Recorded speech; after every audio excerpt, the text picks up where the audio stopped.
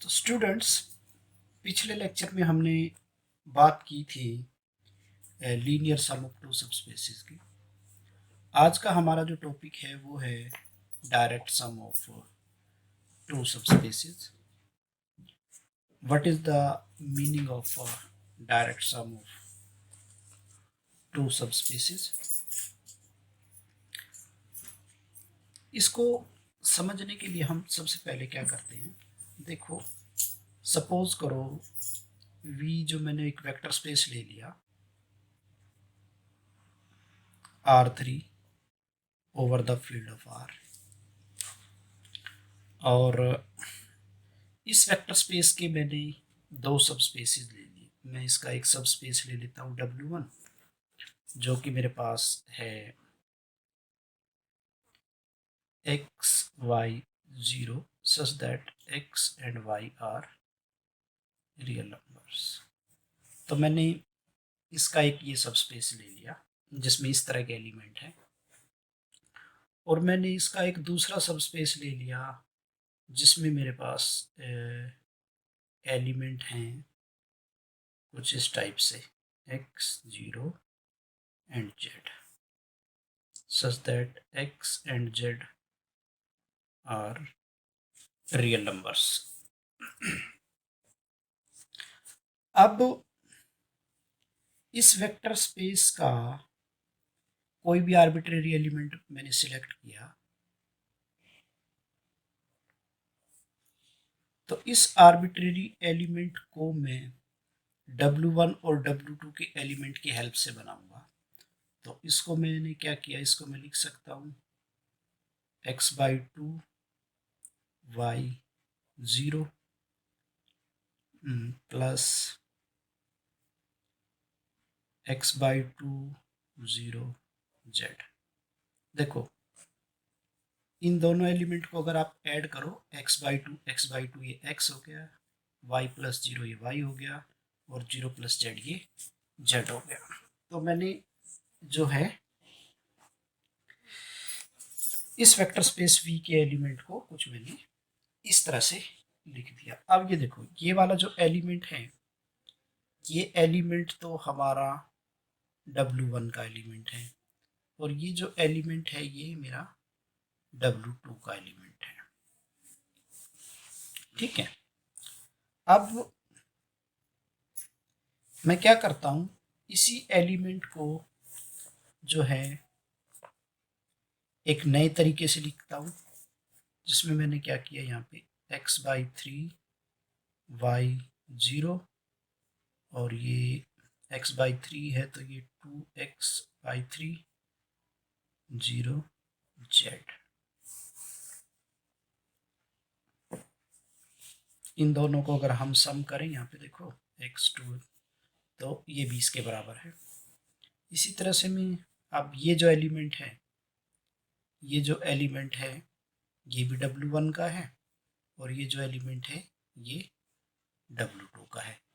कहने का मतलब ये है कि W1 और W2 के एलिमेंट की हेल्प से हम इस वेक्टर स्पेस के एलिमेंट को बना पा रहे हैं। तो अब एक और तरीके से हम इसको लिख देते हैं। यहाँ पे मैं सपोज करो x/4 कर लेता हूँ, y 0 प्लस यहाँ पे 3x/4 0 z अगेन। तो यहाँ पे हमने क्या ऑब्जर्व किया, यहाँ पे हमने ये देखा कि इस वेक्टर स्पेस के एलिमेंट को जो W1 और W2 के अलग अलग एलिमेंट की हेल्प से बनाया जा सकता है।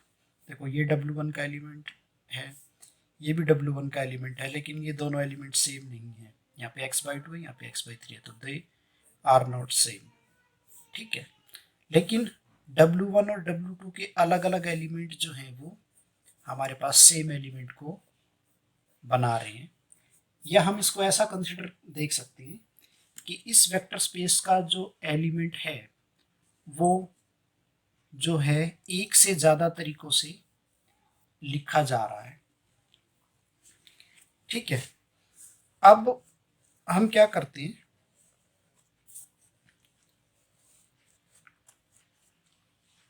दो अलग सब स्पेस ले लेते हैं। वेक्टर स्पेस वो वही रखते हैं हम। वेक्टर स्पेस तो मैंने यही यही रखा, लेकिन मैंने दो नए सब स्पेस ले लिए। दो नए सब स्पेस W1 में तो कुछ एलिमेंट ले लो किस टाइप से, x y 0 such that x and y belongs to R, और W2 में एलिमेंट ले लो 0 0 x टाइप के such that x belongs to R। अब देखो, अब इस वेक्टर स्पेस का कोई भी एलिमेंट आप लो, अब इस एलिमेंट को मुझे W1 और W2 के एलिमेंट की हेल्प से बनाना है। तो इसको मैं लिख सकता हूँ x y 0 प्लस और ये element 0 0 z।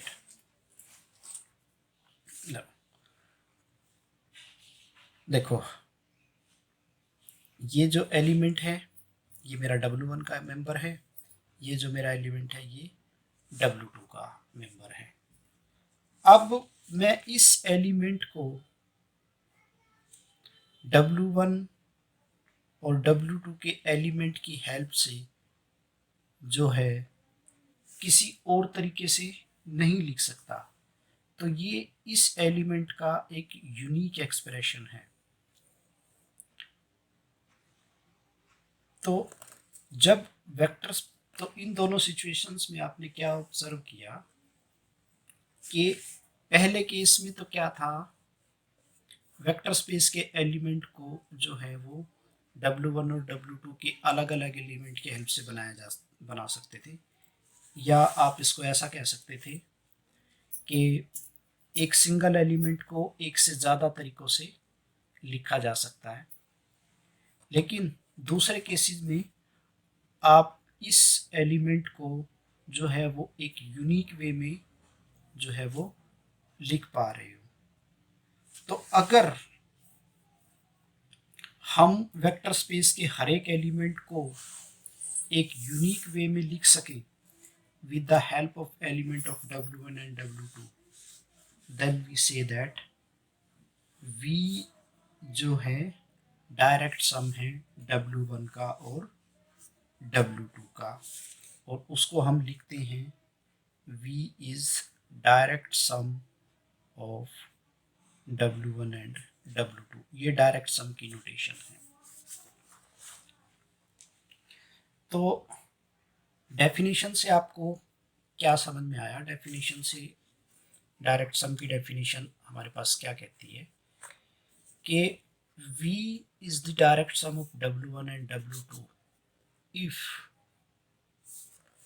every element of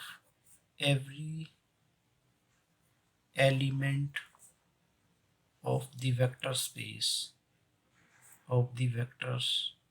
space V can be uniquely expressed as the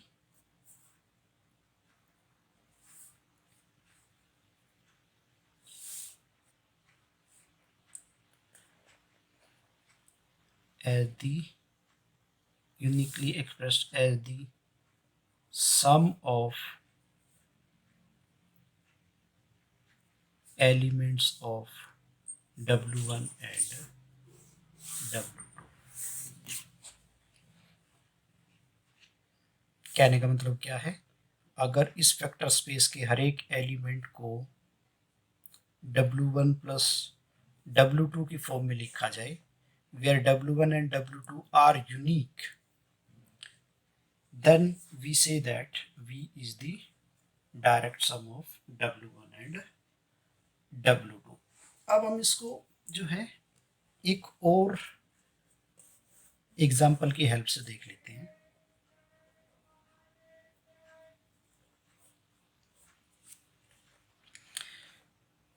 vector space V जो है वो तो मैं ले लेता हूँ R2/R। ये आपका एक्सरसाइज का क्वेश्चन है। ठीक है। और मैंने क्या किया, W1 तो जो है उसमें मैंने एलिमेंट ले लिए x, 0 टाइप के, such that x belongs to R, और इसका मैंने दूसरा सब स्पेस ले लिया, इसमें मैंने एलिमेंट ले लिए 0, x टाइप की, such that x belongs to R। अब मैं ये देखना चाह रहा हूँ कि क्या ये जो वेक्टर स्पेस है, क्या वो W1 और W2 का डायरेक्ट सम है या नहीं है। तो अगर इस वेक्टर स्पेस के हर एक एलिमेंट को यूनिकली एक्सप्रेस किया जा सके इस फॉर्म में, where small w1 is member of capital W1 and small w2 is member of capital W2, तो हम ये कह देंगे कि ये V जो है वो डायरेक्ट सम है W1 का और W2 का। तो इसका एक एलिमेंट लो, तो इसका कोई भी एलिमेंट है जो वो इसी टाइप से नजर आएगा, और इसको मैं क्या कर सकता हूँ, इसको मैं लिख सकता हूँ x, 0 प्लस 0, y। तो ये एलिमेंट तो मेरा W1 का है, ये एलिमेंट मेरा W2 का है।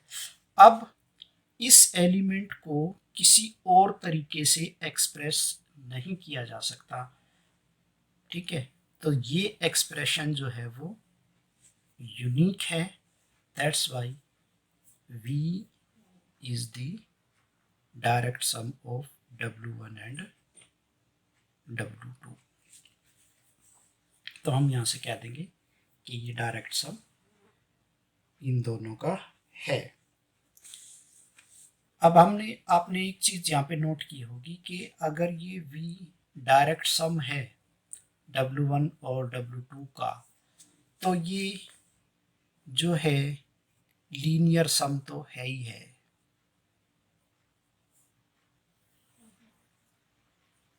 ये W1 का और W2 का लीनियर सम तो है ही है, क्योंकि इसका कोई भी एलिमेंट जो है वो W1 प्लस W2 की फॉर्म का में लिखा जा रहा है, तो ये लीनियर सम तो होता ही है। अब जो हमारा नेक्स्ट रिजल्ट है, वो रिजल्ट हमारे पास ये है कि हमें ये चेक करना है कि किसी भी वेक्टर स्पेस को कब कब जो है W1 और W2 के डायरेक्ट सम में लिखा जा सकता है, या हमें कैसे पता चलेगा, हम कैसे चेक करेंगे कि हमारा जो वेक्टर स्पेस है V वो W1 और W2 का डायरेक्ट सम है या नहीं है। तो इसको चेक करने के लिए हमारे पास जो है वो एक रिजल्ट है, थ्योरम है। तो वो रिजल्ट मेरे पास क्या है कि कोई भी वेक्टर स्पेस V है वो W1 और W2 का डायरेक्ट सम है if and only if these two conditions are satisfied। First condition वो W1 और W2 का लीनियर सम होना चाहिए, और दूसरा W1 और इंटरसेक्शन W2 वो हमारे पास जो है उसमें सिर्फ सिंगलटन जीरो एलिमेंट होना चाहिए कॉमन, यानी कि W1 अगर इन दोनों की इंटरसेक्शन में देखो, W1 हमारा सब स्पेस है, W2 हमारा सब स्पेस है, तो W1 में भी जीरो है, W2 में भी जीरो है, तो इन दोनों के इंटरसेक्शन में जीरो तो कॉमन होगी।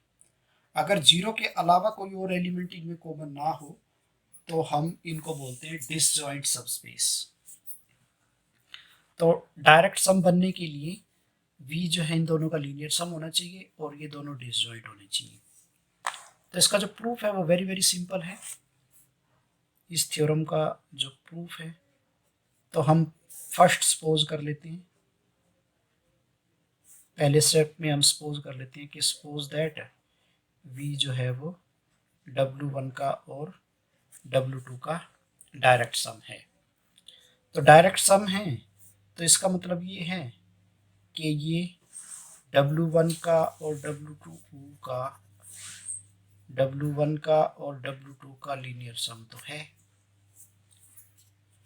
मुझे प्रूव क्या करना है? अब मुझे सिर्फ ये प्रूव करना है कि ये W1 और W2 जो है वो डिसजॉइंट है, यानी कि इनमें सिर्फ जीरो ही कॉमन है, जीरो के अलावा कोई और चीज कॉमन नहीं है। तो इसको प्रूव करने के लिए मैं ये मान लेता हूं, लेट इनमें जो है जीरो के अलावा भी कुछ कोई चीज कॉमन है, जीरो के अलावा इन दोनों में जो है वो एक नॉन जीरो एलिमेंट कॉमन है। तो मैं क्या करता हूँ, इन दोनों में से कोई भी नॉन जीरो एलिमेंट वो मैं मान लेता हूँ।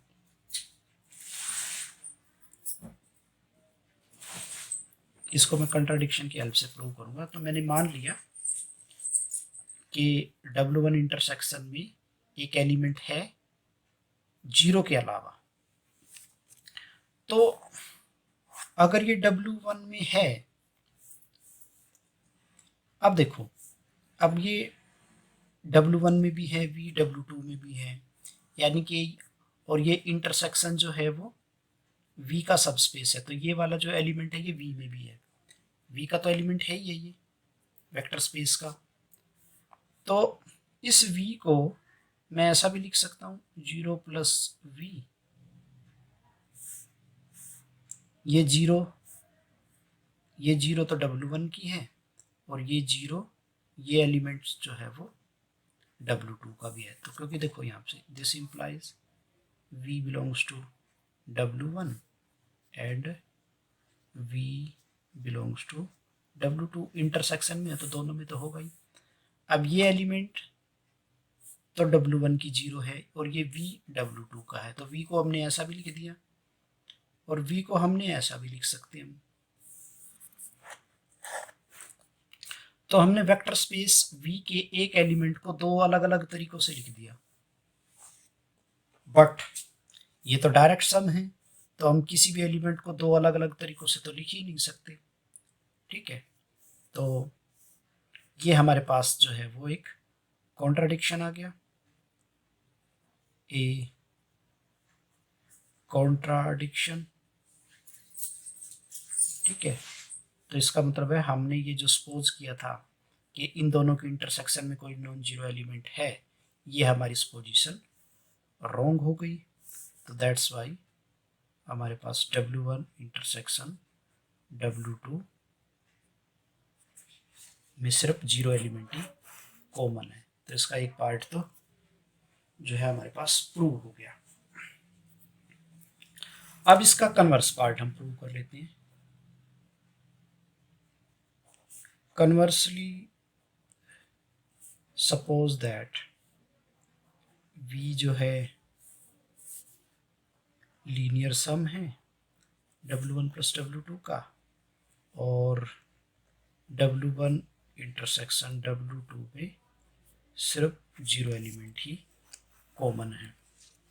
हमें प्रूव क्या करना है कि V जो है वो W1 और W2 का डायरेक्ट सम है। तो हमें प्रूव क्या करना है, required to prove V is direct sum of W1 and W2।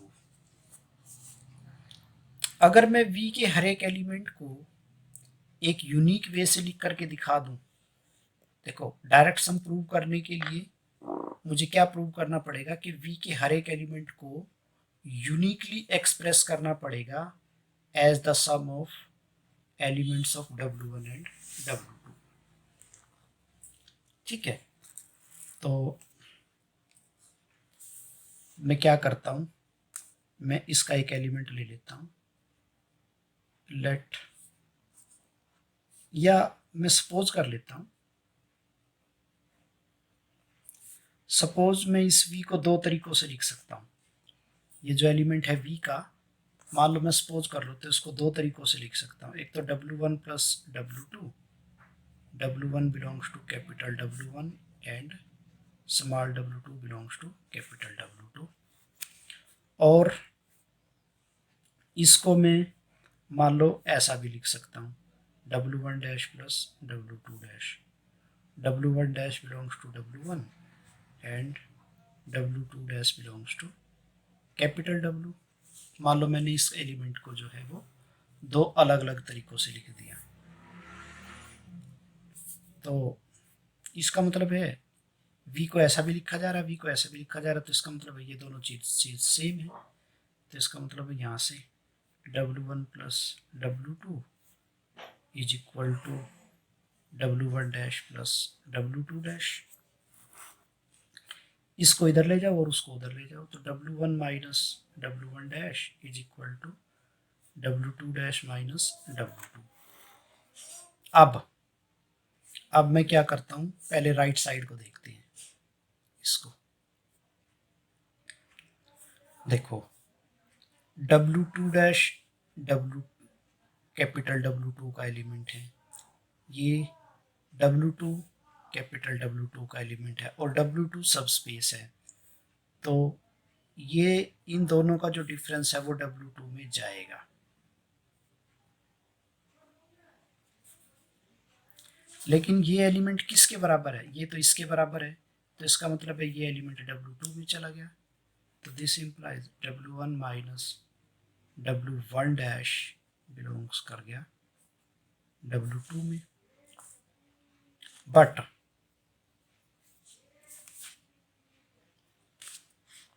या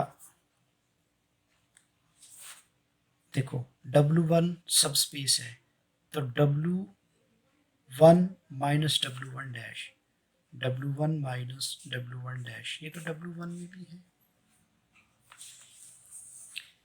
तो ये एलिमेंट W1 में भी है, ये एलिमेंट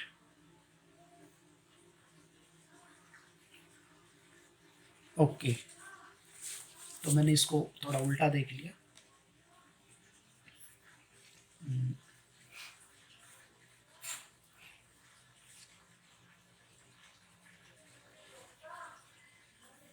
हाँ ठीक है ठीक है ठीक है ठीक है, कोई दिक्कत नहीं है, तो सही है। ये एलिमेंट W1 में भी है और ये एलिमेंट W2 में भी है, तो इसका मतलब ये फिर दोनों की इंटरसेक्शन में भी होगा। This implies W1 minus W1 dash belong कर गया W1 इंटरसेक्शन W2 में भी। अब इसको उल्टा देखो, अब यहाँ से इसको पहले लिख लो और इसको बाद में लिख लो, W2 minus W2 dash W1 minus W1 dash. अब देखो ये जो एलिमेंट है ये तो हमारा W1 में है, लेकिन ये एलिमेंट किसके बराबर है, ये इसके बराबर है, तो इसका मतलब यहाँ से क्या हो गया कि W2 माइनस W2 डैश ये मेरा बिलोंग कर गया W1 में। लेकिन ये वाला जो एलिमेंट है ये तो W2 में भी है, but W2 minus W2 dash belong करता है W2 में। क्यों? क्योंकि W2 मेरा सब स्पेस गिवन है, तो ये इसमें तो होगा ही होगा। अब ये एलिमेंट W1 में भी है, ये एलिमेंट W2 में भी है, तो इसका मतलब ये हुआ कि W2 माइनस W2 डैश मेरा बिलोंग कर गया किस में, W1 सॉरी W2 में। ठीक है,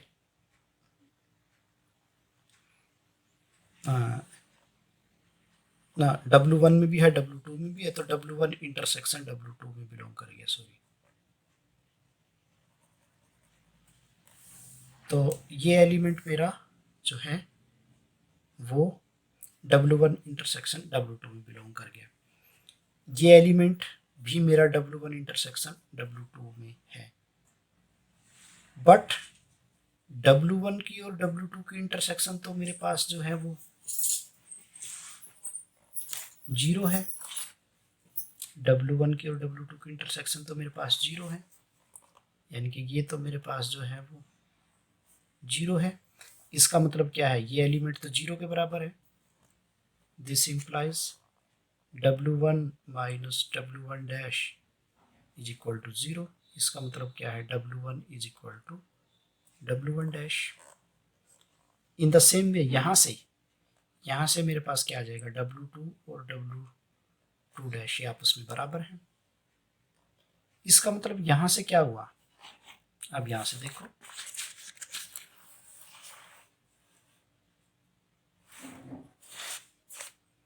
इसका मतलब है ये दोनों एलिमेंट तो अलग अलग है ही नहीं, क्योंकि W1 डैश के बराबर है, W2 डैश के बराबर है। तो इसका मतलब ये है कि ये जो हमारा एक्सप्रेशन है वो यूनिक है। तो हमने ये प्रूव कर दिया कि V के हर एक एलिमेंट को जो है वो एक यूनिक तरीके से ही लिखा जा सकता है as the sum of elements of W1 and W2।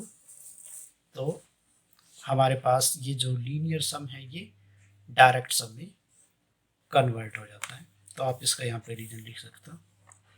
So hence we have shown that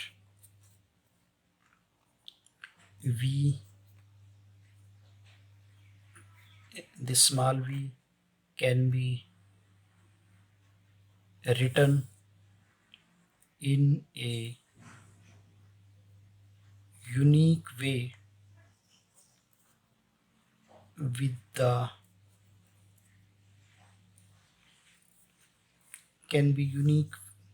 written in a unique way as the sum of